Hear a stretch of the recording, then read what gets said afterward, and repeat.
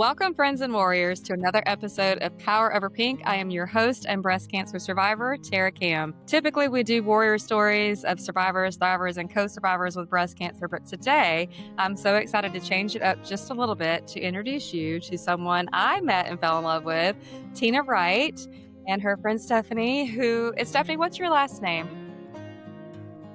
Nice to have you both on the channel. Thank you so much for being here. They are with Gulf Islands Medical Imaging, and it is a wonderful new technology here local to the Pensacola Panhandle area. And I went and experienced it, and I just was intrigued by the science behind it and all the information that Tina has and why she started it. So I just want to welcome the two of you to the channel. Welcome. Thank you. Thank you for having us.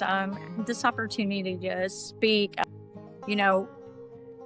We are here for survivors and warriors, and we just want to help that and be part of the community. So thank you for having us. Absolutely. Truly, when I came, I wanted to get a second opinion. I had a little spot that I just didn't feel peace about, and I'm a survivor, and so I need all the peace I can get, right? So I saw your ad in one of our local papers and magazines, and I thought, And then we have a mutual friend, and she was like, I really want to connect the two of you. So I felt like that was definitely God guiding into that direction. But then when I met you and saw your heart and passion for what you're doing, that was when I was like, please be on my channel, because first of all, not enough people know that you're doing what you're doing. I want everyone to know what you're doing, why you're doing it, and how much this technology changes things. It is a game changer. It's so cool. So first, I guess, tell me what the technology is called and a little background about you and what started this journey. Okay. All right. Well, the technology is ABUS, which means automated breast ultrasound. It is ultrasound, uses sound waves, just like the ultrasound that you get when you have your breast checked after a mammogram. Sometimes you need to have that ultrasound. Mine does differ, and we'll talk about that, but the similarities I'll talk about first. So it uses sound waves. No radiation, there's no compression as compared to a mammogram. Mammography is the gold standard for breast cancer detection. I'm not we can go into that later. So my machine, though, how it does differ from a regular ultrasound machine is that it's independent of the technologist that's running it. It is, with handheld ultrasound, what the doctor receives to look at and to read is really an interpretation of what that technologist is seeing. They have knobs. They can adjust something. They can make something look more suspicious or less suspicious. They can just not image something because they think it's nothing. So it really depends on the technologist. Thank God most breast imaging sonographers are good at what they do, but it's so dependent on them being good. That is the scary part. The other part is a handheld ultrasound machine is not made to screen a whole breast. You can't image the whole breast. The radiologist can't see the whole breast with a handheld image. They're doing 12 o'clock image, 1 o'clock image. If they see something, they stop at that. But what if they don't see it? Because they're not a doctor. Mine is different in the transducer is 10 centimeter curved. So it covers a good amount of the breast as opposed to a 4 centimeter probe that I would be controlling. This is a very controlled sweep. I don't have buttons. I can't make something look more suspicious or less suspicious. I have a power button. That's it. I can turn it on and off, and I can choose images. So I have a larger transducer. I image the entire breast. It's tech independent. I can't make it really look any different than if Stephanie's doing it, which is such a bonus for so many reasons. People that are going through neoadjuvant chemotherapy ahead of time, so they're trying to shrink the tumor ahead of their surgery. They like to get that measure and to see that response This can do that accurately every single time, serially, and it's not dependent on who's doing the scan. Very excited about that for Right. the um, so that is the ABUS technology. That's how it differs. It's independent of the tech. It gives beautiful images, 3D images where breast ultrasound is a 2D image. The doctor sees it in just that plane. My radiologist sees these images in three different planes.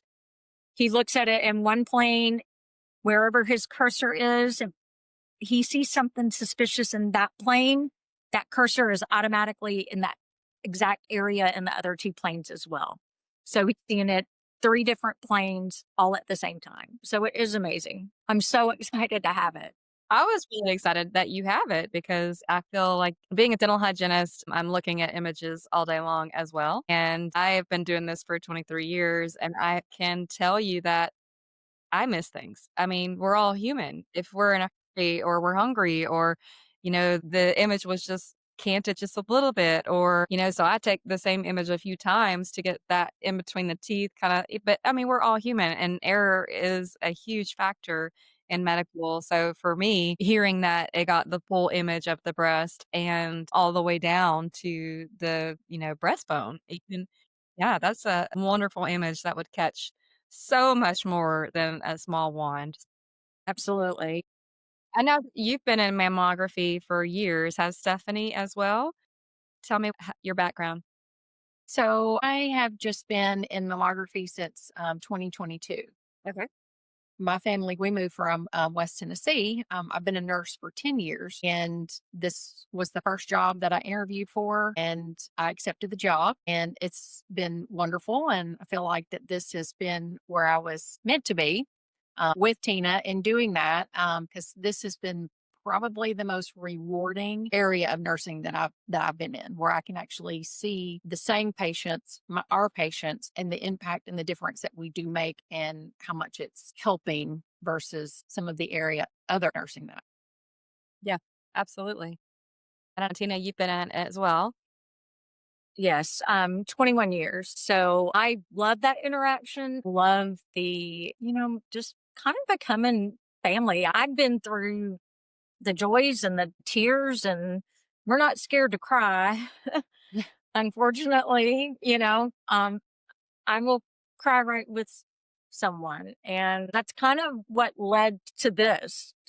Women have, there's been this shift from being reactive to being proactive. And that's amazing. That is such a great shift. And women taking the initiative to follow through with it's something I feel something's wrong and I want to know. I deserve that peace of mind. And having an entity or an institution like Baptist say, you can't have that screening ultrasound. I was understanding why they were saying that because it's not an efficient way to screen a breast. But why aren't we giving them what they need? Why can't we do that? And so after just hearing it and seeing women cry, they didn't see my breast cancer on the mammogram. They only saw it when I got sent to the ultrasound. They didn't see it on my mammogram 6 months ago. I felt something and came back in 6 months after my negative mammogram. And then they did the ultrasound when they saw it. And after hearing that year after year after year and just not knowing what the solution was, I had ABUS in the back of my mind for many, many, many years because they have it in other areas and FDA approved it and started reimbursing for it. So uh, I just kind of started, there was just a pull, just something started pulling at my heart to why are we not helping these women that are begging for it? They are begging for help and they're looking at us saying, what can we do? Yeah. So I started researching and I had my meeting, like a Teams meeting with GE one evening, and I just said, that's it. This is what I'm going to do for our women, for our community. I went to work and I sat down with Stephanie, and our backs are to each other when we sit. So her desk faces that way, mine's this way. I turned around and I said, well, I think I'm going to. And she goes, I'll go. What are we doing? I I guess I have my little cohort here. And I told her, and she said, I'm on board. Tell me what you need from me. What can I do? How can I help this? And the first year and a half was really just helping the heartache, the trials and tribulations, Absolutely. and I spent my days just praying, honestly, God, if I'm not supposed to be doing this, don't put me on this path and let me lose so much. I mean, just make sure that this is what you want for me. And it wouldn't be 5 minutes later, we would have that patient that's crying because nobody would do her an ultrasound. And she said, I just you feel that. And it was time and time and time again. I would just send that prayer out there because I would hit a roadblock. And boy, those roadblocks. I mean, just one after another. But it seems like every time I hit one of those roadblocks and I would have that prayer, I would have a patient in front of me at the hospital that just made me say, gotcha. I'm hearing you. I'm hearing what you're saying. And then the roadblock would turn into these like Yeah. gates, like beautiful gates opening for what I guess was supposed to happen. So that what I saw as a roadblock was just me getting me where I was supposed to be, Yeah. where I was really supposed to be. Well, it's exciting because there is such better technology, and the hospitals are so regimented and staying in the basic center protocol realm. They don't think outside of the new Right, technology. I mean, it's 2025, there's new stuff all the time. So to hear that this technology exists right. and can find things faster, I mean, that's a game changer. I mean, truly, truly, truly. It really is. My heart is getting our stories out there. All the women who have unfortunately faced breast cancer in some way, shape, or form. And I cannot tell you how many women were missed that initial screening. And so then now they're 6 months in, and it almost happened to me. I had to fight with the radiologist because I knew that there was something there because I have dense breast tissue, and dense breast tissue is very hard to see and read. So let's talk on that because I know ABUS is a Yes, game changer for dense breast it tissue. is. It is. So the analogy I like to use is when you're looking at the sky and you have a beautiful clear blue sky and you can see every plane that flies overhead. That's like that fatty breast tissue. If you have fatty breast tissue, mammography can usually see about anything that's going on. But on a really cloudy day, you don't see those planes. You hear evidence. You maybe hear them flying. That's like with dense breast and mammography. Those clouds, that's what dense tissue looks like. It looks white, Yeah, but so does cancer. yeah, So mammography with dense tissue, you have to look for subtle hints of that airplane, of that cancer. And if you don't see those hints, you're going to miss it. You know, you may think it's there, but you can't see it. Then what picks it up? An ultrasound. So negative mammogram doesn't mean negative breast. It just doesn't, not in dense breast tissue. On the ABUS, that cancer shows up black. It shows up like this, sticking out, sore thumb. It's so there. And like I said, the radiologist, if he sees it in one plane, he sees it in the others if it's real. His cursor's on it, as well as we have an AI system that checks everything as well as our radiologist, who is a dedicated breast specialist. So excited to have him. yeah. He's Harvard trained breast fellowship, actually, and he's amazing and supportive and really just looks at what is best for women. I mean, that spends his life in women's health. And we're fortunate. We have the technology.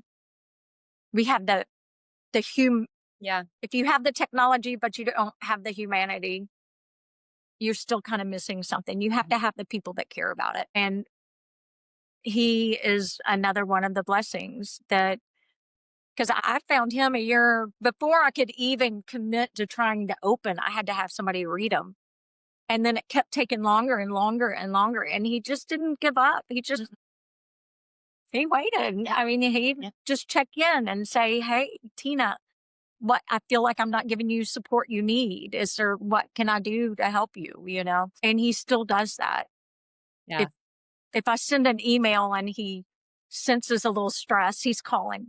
"Tina, we're a team, and you are making a difference. We are doing something, and we're doing a good thing, and he picks up on anything, any little sign of stress, and he's so supportive. So, it's very exciting. A caring team makes a world of difference. I think that so often we get in our day to day at work and we forget there is a person who has a life on the other side of an image or a ultrasound or a Right. possibility that they found something. They just so nonchalantly toss out, now you need a diagnostic. And so that just those words can trigger fear and anxiety and doubt and all the things. So having a team that their heart and passion and everything goes into it. Like if you did find that someone had cancer, delivering that news to them with that love and that care is just so, so, so amazing. So hearing that he also is loving and caring like the two of you are, I mean, what a dream team to I know. nobody wants a diagnosis, but you also don't want to have it delivered in such a way that is just cold and uncaring or unkind. Yes. Absolutely. I can't. I mean, it's heartbreaking for both of us to think about that. I had a girl call recently, and she just started telling me her history. She just wanted a screening. And then she starts telling me her family history. And then she says, "I've had this lump." And I said, what are you doing tomorrow?" She said, "Oh, I have to work." "What are you doing Saturday?" Just, let's just come on in. "I'm not open on Saturday. What time can you be here?" Just come on in. We'll get your scan done. We'll just get this taken care of. And that is one of the luxuries of having, of this entity, of making it what we want. Mhm. We want to change. I don't want somebody to feel like a patient when they walk through here. I want them to feel at home and comfortable. And that's what this is. And we're really wanting to just reshape what the healthcare system has lost. I mean, I have been really disenchanted, and I just felt like I was not doing enough. And that's where this was born. We can do so much more than we're allowed to do in mainstream healthcare. Absolutely. I know all too well insurance dictates so much and corporation dictates so much and it really does remove patient care out of the equation. It does. Being on your own and being able to step in and fill those gaps is just huge. So I want to talk a little bit about protocol. So I know you mentioned this does not replace mammography. So what would be an ideal protocol for someone like myself who is a survivor 5 years out and just want to have proper imaging? Okay. My first suggestion is always talk to your provider. Especially if you're a cancer patient, if you're a survivor, talk to your oncologist. What would they suggest? I feel like most of the time they would suggest, if you have dense breast tissue, having your mammogram 6 months later, have your ABUS, and 6 months later have your mammogram. That way, every 6 months, so you're taking care of any breakthrough. Um, I even I don't say patient anymore. I just say even client, or I tell people cancer is a cellular disease. So if I'm doing your mammogram today, just because I don't see that, if cells are changing and they've been changing a year from now, so every 6 months, you have a breast exam, that's good. You don't have to wait those 6 months. A lot of people won't have mammograms. Honestly, they just won't. I would like to discuss some of the radiation with mammography just because I want to dispel some fear with mammography. Yes, please, because there's a lot of information out there that says that mammography itself is causing breast cancer. So let's touch on a little of that. I don't know how to disprove that, but I know that radiation is a fear for many women. I don't think I can get rid of that fear. That's not what I'm trying to do. I do just want to touch on a couple little things that um just facts. The radiation in mammography is low and it is considered safe. We follow ALARA, which is as low as reasonably allowed. Okay. So the radiation is low. We use as low a dose as possible, and it is considered safe. So everybody's had a chest X-ray. I don't know many people that refuse them.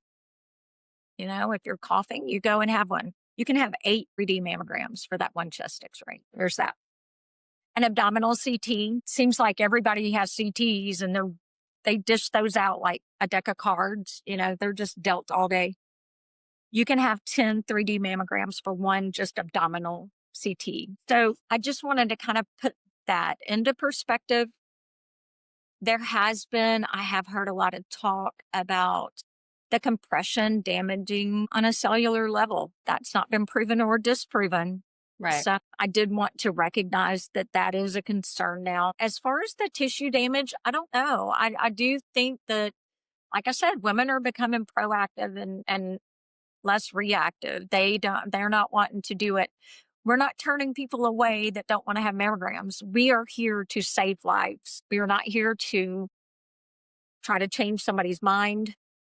We are not here to do anything other than save lives, offer peace of Yeah. mind to the people that need it. Yeah. And we have built protocols, the radiologist, for his recommendation is always, if you have a lump, have a mammogram. If you're not going to, and you tell me you're not going to have a mammogram, we have a protocol that we do here to take care of people that come in with those complaints. We're not in, we're not here to turn a woman away that is in fear or scared or needs our help, be that financial or otherwise. We are here to fulfill what we've been called to do. Yeah. Now personally, my protocol is MRI every 6 months and then mammogram every 6 months. I would love to eliminate the MRI. Is that okay? So I had calcifications, and I know, Tina, you and I had talked, and you said that I would still need mammography because calcifications are hard to detect. So what about MRI? So let's talk about that and calcifications. So MRI doesn't pick up calcifications either. This is one of those I would refer you to your oncologist. I think that your oncologist would agree that this ABUS would be sufficient. It's non-invasive. You don't have to get an injection. You're not laying in the MRI machine uncomfortably. And just the expense alone for an MRI So expensive. is so expensive. Even after insurance takes care of their part, it's still so expensive. And this is less invasive, more comfortable. And I feel that accuracy can be better with MRI injection. Things that can enhance on an MRI can be very benign and still enhance. So I feel that MRI leads to a few more false positives than Yeah. an ACE does. In my initial diagnosis, I had an MRI and they had to do 5 biopsies after the MRI.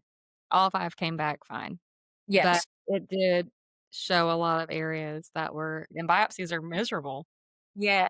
I did read, I looked at the stats on that, and ABUS generally has a lower false positive rate than MRI because the sensitivity of MRI is so sensitive. Gotcha. That false positive rate goes up. So I think that your physician would recommend doing ABUS over an MRI once a year. Maybe you could move those MRIs out if you were doing a mammogram and an ABUS and a mammogram. Maybe that MRI could go to every 2 years or every 3 years or as needed if something else is seen.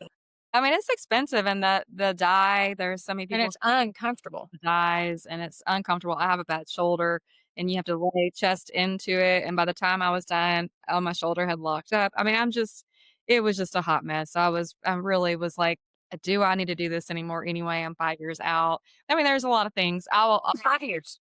know, May makes 5 years. I'm so excited.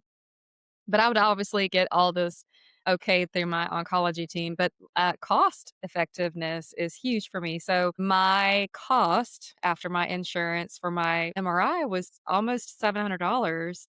My goodness. You guys are much more affordable. I don't know if you wanna talk about cost at all, but just Sure. I would love to. okay. I would love to talk about costs. So just the like cashier check rate for the bilateral ABUS is $390. As I said, ABUS is reimbursable. And so many insurance companies will reimburse for that. And we do give all the paperwork that's necessary, that's needed to send in. I'm working now on setting up so that I can actually file, or I would be out of network. But, just to even take that much of that stress off of somebody. So there's some caveats to that. Insurance just really does kind of ruin everything. But Yeah. I, it's a battle. But anyway, so $390 for the ABUS is so much more cost effective than an MRI. Even after insurance, it's so much more cost effective. The peace of mind, the images, everything about it makes that affordable. And like I said, I don't want anything to get in the way. We want this accessible. So we've set up where you can make payment plans. You don't have to pay when you get here. This is not somebody sitting at a desk out front taking your money before you ever even get back here. Yeah. You can set up a payment plan on your own. Like when you schedule these appointments, you can set that up privately. We can set it up for you. There's all kinds of things that can be done to make sure that if somebody needs this, we're going to be able to get it. We will figure it out. Yeah, that's amazing. Well, I'm so excited that you guys are here locally. What a game changer. This is huge to have, number one, a wonderfully educated, caring team, and to We have a better imaging system available that is just so much more thorough than just a regular ultrasound, and game changer in that department because you get the whole, like I said, there's been many who have missed their diagnostic imaging, didn't go deep enough or didn't capture the full breast. So just that alone to me was just fascinating because it did the whole breast all the way down to your chest. Huge, huge, huge. And then all the imaging, knowing that the cancer shows up black, like it's a no-brainer. we have a few things. Stephanie coming with us is kind of open for some additional services. We're going to take the class so that we can teach self breast exam. So that will be a service that we are going to offer down the road. There'll be an exam for it, and it'll be 20 minutes extra longer exam so that we can actually teach you how to check your own breast. Everybody says mine are too lumpy. Well, if you know your lumps, then you'll know a different lump. You have to check your own breast, even the lumpy ones. You check your own breast. Know your own lumps, know your normal lumps. Then when there's something tricky pop up in there, at least you know it, and we want to get that word out. We want to teach women how to check their own breast. And so we're looking forward to that. And we're going to hopefully do a lot of fun things, like maybe on Saturdays there's power in numbers. Get a bunch of girls together, have some brunch up here, and we'll just pop out those ABUSs for them. Just to get people understanding that this is an amazing tool. Using the buddy system, do whatever you have to do to let's keep each other healthy. Let's team up. lift each other up. And so we are coming up with some good things, exciting things. And Stephanie's role is going to change quite a bit. So we're very excited about being here and growing and serving the community. Yeah. Well, we're so thankful that you're here and doing what you're doing and took that leap of faith and that journey to the unknown and the unseen, but when tells you to do something, you were faithful to listen. So I just really hope that he blesses you guys. And I know that you're going to be in the community for a long, long time. And so thankful to know you now. And I know that everyone else who comes into y'all's facility will just feel the same way I do. It was just a wonderful, wonderful experience. Thankfully, my little extra lump was just scar tissue. It was just, what a what a cool experience, but then the peace of mind that came with that, and then just knowing the heartbeat behind it. So, are located in Pensacola. Do you wanna give me your address and contact information? Yes, we are at 910 Royce Street, close to Cordova Mall, across from the Tuscan Oven.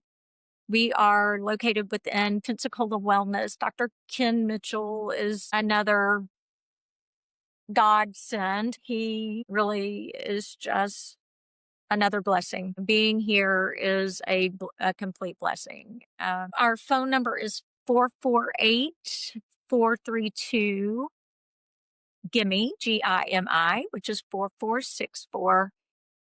That number can be text as well. We worked really hard to try to get that. We want people to be able to get in touch with us. Send us a text if you need help. You can schedule online on the website at www.island-imaging.net. That gives there's some little videos on there, a lot of explanation. I just started a monthly blog, so you can go on there and read. I'm going to be doing different things, to help women help, to empower us to, that will be on there monthly. It's called Willow Tree Tea Time. Willow Tree Tea Time is the blog. Just willow trees are very special to me, and their root system is so large, and that's just what we are. These are our roots, and here to stay. Definitely here to stay. Yes, we are. We are here to stay, and we are here to help. Any questions, anybody that has questions, needs anything, needs assistance, we are trying to get in with a foundation to help with, women that really, truly just can't afford it. No matter what, get in touch with us. We can figure it out. Yeah. I know Keeping Abreast does a lot of that sort of thing, and I know Pensacola Breast Cancer Association does as well. So hopefully you've reached out to those 2. Keeping Abreast, I am talking with Madeline regularly, hoping to create some kind of partnership. Yeah. To get help. That's so exciting. I love that foundation. Just wonderful, wonderful community thing they do. I mean, it's just It incredible. is. I'm glad y'all are working with them. It is. Yeah. We are doing the bowling for boobies. Yes, I'll be there. I'll be there. And if I look for the pink tutu and pink wig and tiara, I love it. I'll be flitting around more than I'll be bowling. Well, you guys are awesome. If anybody has any questions for Tina or Stephanie, just please feel free to comment and I will connect you to them. And of course, I'll type out all the information that you said so they can have that in the description too. So, any final words before we wrap things up? No, just thank you for having so us. much, Tara. This is such a blessing to be here and to be able to get the word out. Thank Yes. you. You're so welcome. Well, thank you for taking this time. And I'm so excited to see how this grows because I have no doubt that it's going to grow into something that even you haven't even thought of. Absolutely. It was promised. All right, ladies. Well, y'all have a great day. And thank you guys so much for watching. Stay tuned for more episodes. We'll see you soon. Thank you.